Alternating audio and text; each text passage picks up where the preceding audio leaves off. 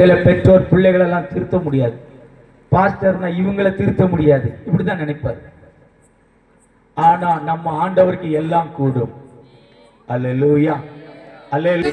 கூடுமே, எல்லாம் கூடுமே, உம்மாலே எல்லாம் கூடும். கூடாதது ஒன்றுமில்லை, உம்மால் கூடாதது ஒன்றுமில்லை. கூடுமே,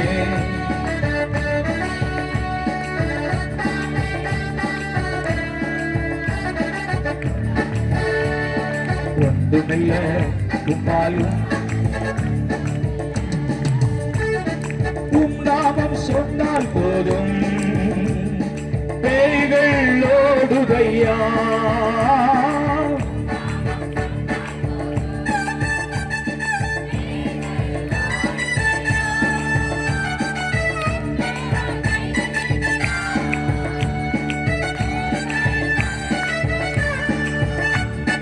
உன் பெயரால் கைகள் நீட்டினார், கூடுமே, எல்லாம் கூடுமே, உம்மாலே எல்லாம் கூடும்.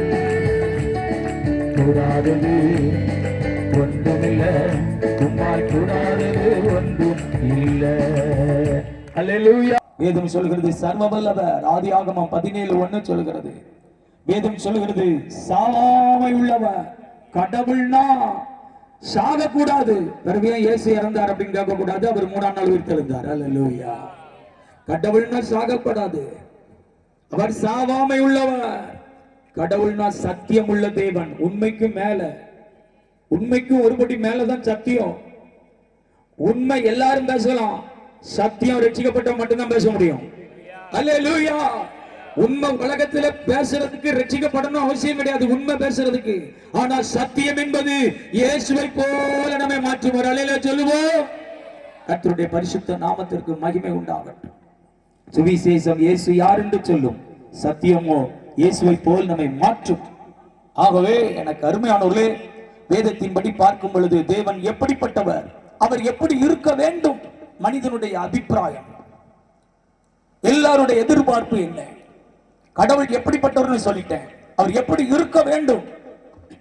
இயேசு சொல்கிறார், என்னை பின்பற்றுங்கள், ஃபாலோ மீ.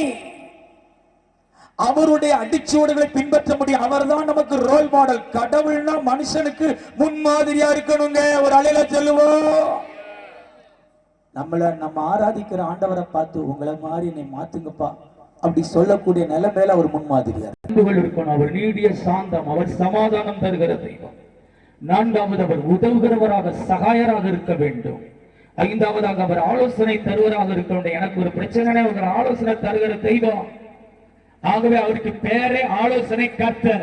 எங்கேயாவது எதிலையாவது ஆலோசனை கர்த்தர் என்று மனிதனை நல்வழிப்படுத்துகிற ஒரே தெய்வத்தை குறித்து வேதம் சொல்கிறது. எந்த மனுஷனையும் பிரகாசிப்பிக்கிற மெய்யான ஒளியே அந்த ஒளி என்று எழுதப்பட்டிருக்கிறது.